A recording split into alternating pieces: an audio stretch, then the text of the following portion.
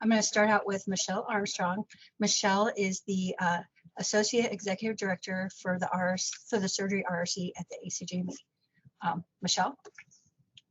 Oh, yes. Thanks, Chris, for the introduction. And thanks for inviting me to sit on this panel with such an outstanding group of individuals.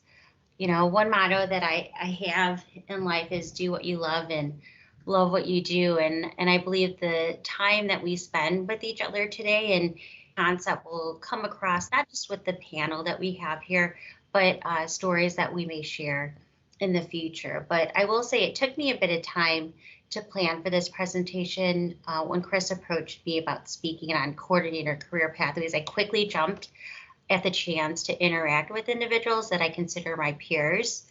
But as I worked on my presentation, I found it difficult. I don't know if anyone on the panel here felt the same way, but I did have some fond memories in some of the preparation, but some not so fond memories, but most of all, a humbling experience and a true testament to what coordinators do. So depending on where you're at within your career, if it's in the beginning or if you've been here for 20 years working as a coordinator, it is a true humbling experience and long-lasting friendships that you may make in your time.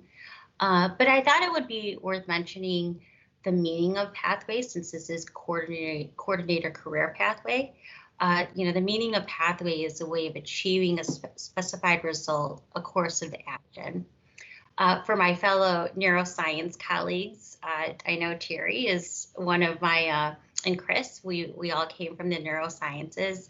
I couldn't help myself, but it also means a route formed by a chain of nerve cells along which impulses of a particular kind usually travel. So that's for all of our neuroscience people that may be on the call.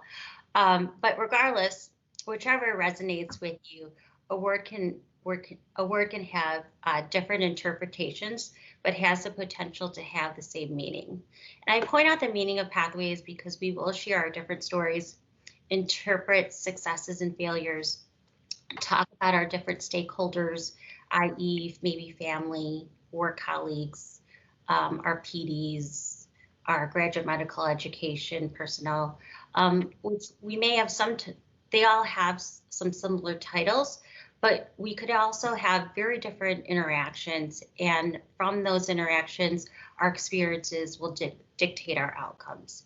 So Chris shortly mentioned the education, but we could easily share our CVs, our resumes when it's appropriate. But I thought instead of highlighting the education, I thought that what was more important within this short time is the motivation as to why we became a coordinator and really what helped us progress as a coordinator, outside of the coordinator role.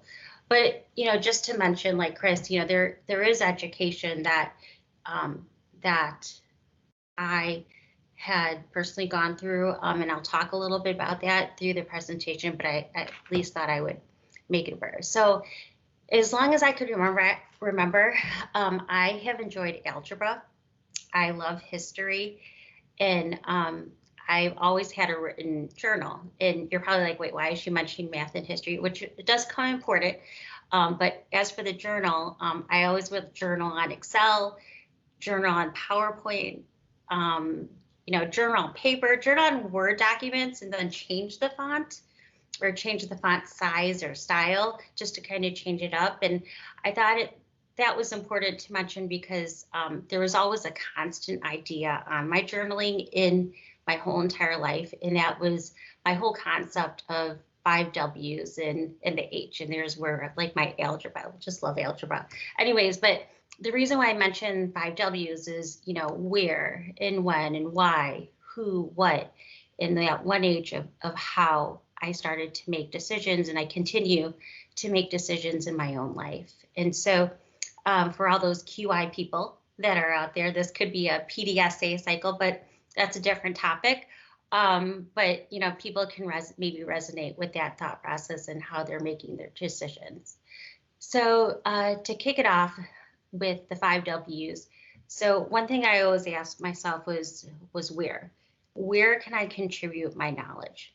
So in a conversation before this, we were talking about the program coordinator position, and it almost becomes like a grand central station in your own office. Like how many people, granted, in our small group here, probably felt that way, right? While they were a coordinator, people always kind of coming through the door. Residents want to talk about research projects, talk about rotations. The chiefs want to speak about didactics. Rising juniors want to talk about their fellowship opportunities.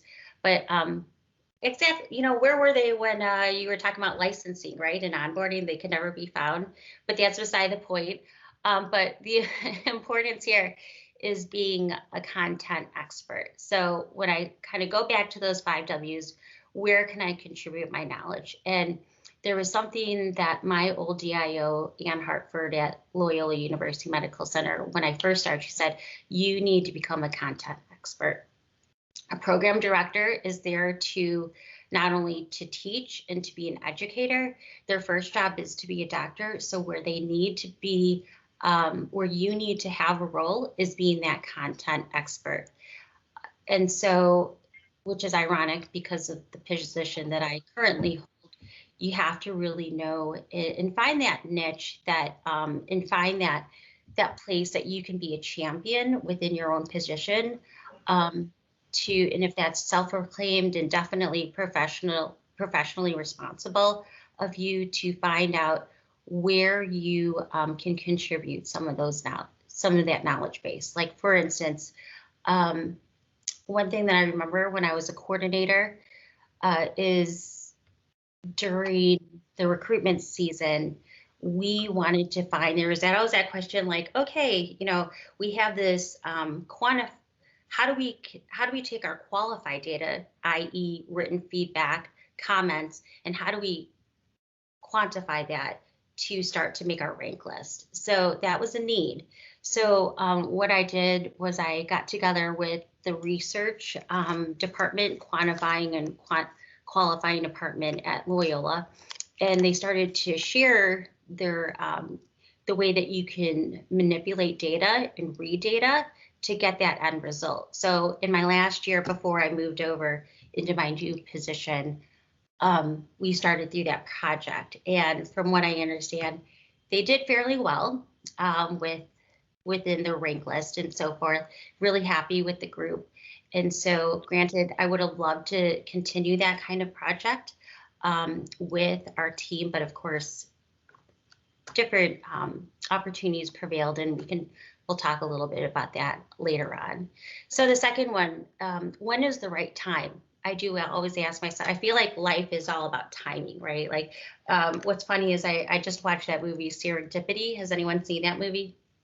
Serendipity, right? It's about the right timing. But I find that I have this habit of taking on too much. Does anyone else have that issue? Yeah. Okay. All right. Isn't that in the job description of a coordinator? I think it's in one of the books that you wrote, Ruth, about having to be a character. But how many of us have a list of things to do on one notepad or even several notepads, or maybe even color coding? But I still have a task list that I use, and I always put at the top of, be smarter with my time than working harder. Or as my current director that I work under, she always tells me, place your efforts with the greatest impact. Or she's also told me, do I have anything to contribute to the project at this time? So, and I find that important because I find myself, I don't always have to have something to contribute, and that is okay. And that all goes in with the right timing. And I think if you educate, you read, you talk to people, that may just open up your knowledge base. So when the right time does present to either share your knowledge or to make a decision, or whatever it is, again, we're all at different levels here, that is going to present your feedback and your participation will come out at that right time. One experience that I have in life is I went to, not once, but twice, I went back to school for my master's degree. In the first one, the one that I'll talk about mostly just for time's sake, is my decision to go back for my master's in education, curriculum instruction. And that was brought on from my son, my eldest son, who has ADHD.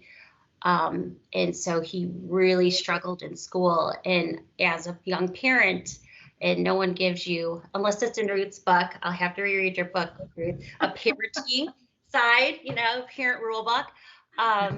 But, to how to help them in school. And I felt like it was a need. It was definitely the right time for me to get that extra level of my own education to help out my son, which right now he is 21 and has gone back to school, never been a love of school, but has gone back in undecided, but still, I think that it's important to find out where and when the right time is to help and get the right support to move forward in your job. And that one specifically was being a mom. So the third thing is why? Why do I want to take time to do this? Why is this important to me? This may seem like the easiest question, but definitely I find it the most difficult because there could be a lot of layers to this. Often people will write the pros and cons when they're talking about why they should take the time to do so. And one example that I have in my life while I was a residency coordinator, fellowship coordinator, was getting involved with the consortium of neurology education coordinators. This happened, and this is when I met Terry Feist many years ago. Terry, I don't even remember how many years this was ago, and actually Chris. But as we can tell our battle stories about trying to have that seat at the table within our own specialties. And some specialties have great coordinator support and great physicians, program directors, and organizations that really support them, and some do not. And at that time, neurology definitely acknowledged coordinators and what we did, but it wasn't to the extent where it was a nationally known entity within the world of neurology. But to say the least, before I left the year prior, a consortium was made. And if any of the ladies that are part of the group are on this call at the later time, hopefully they're cheering in the background. But I guess I'm saying this and sharing this story is because not every reason may present itself right away.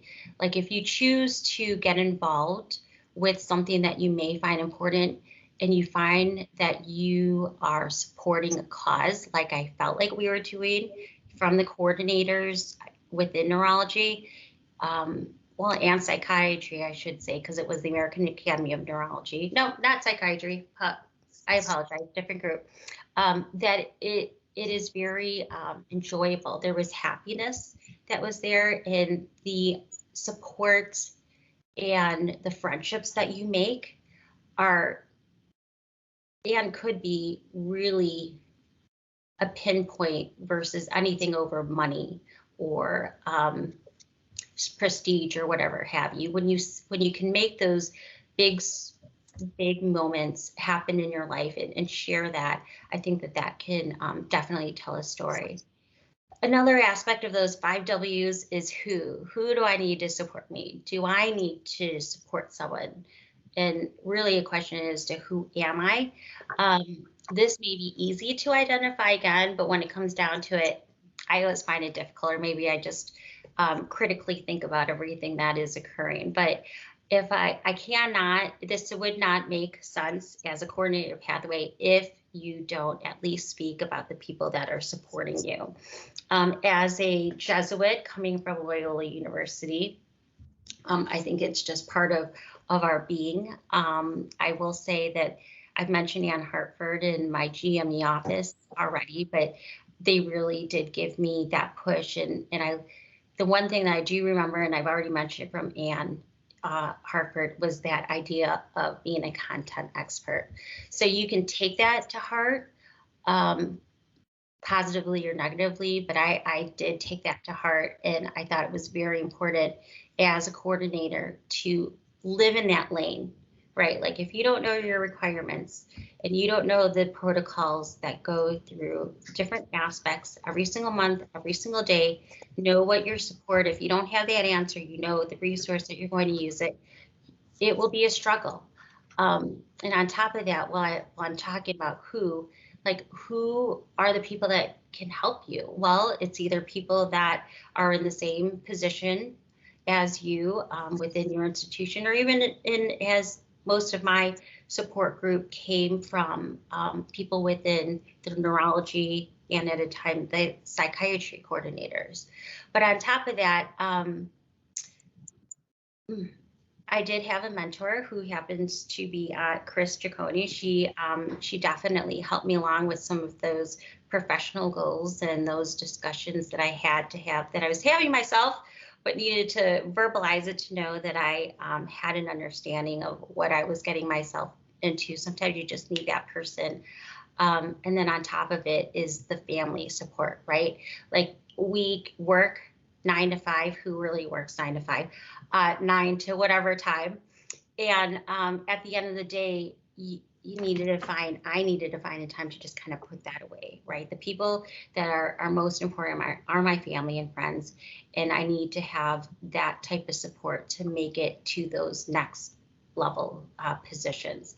And sometimes it's okay to not take that next level position, right? So it kind of goes into that other 5th W is, what are the goals? Like it's okay to say, you know what, you don't have to take a different position. If your motive is to be happy and to make a difference, which this is why I got into this job in the first place, was to support, which is funny to say, but to support individuals that could really make a difference in, quote unquote, the village, right? So I feel like that's what graduate medical education is, right? We are the people that are not in the limelight, nor do we want to be in the limelight, but we're there to allow the individuals that have that knowledge base and those goals, and to make them the best people that they can be. I find that not only in my professional life, but in my personal life as a mom of boys and a mom of boy athletes, is that's just kind of my make. And the very last thing is how do you get there? That one H out of the 5 W's. How do I get there? Have I accomplished everything in this position? How do I grow from the experience? And I think activities and the people that you surround yourself with, and from those conversations, different ideas and different opportunities will prevail, is to know and to reflect back as to, okay, this was a good experience, or maybe no, this wasn't a good experience, and to know how to move from there. But in conclusion, I'm probably gone way over in time, Chris, I apologize. But, just you have to be patient, find a mentor, find the proper support, be really honest with yourself, know your strengths, know your weaknesses for sure. And at the end of the day, just find balance for yourself and your family. I think that was great, Michelle. You did go over, but I think it was a great introduction as we break into the other presenters. So thank you so much, Michelle. Okay. As always, you're wonderful.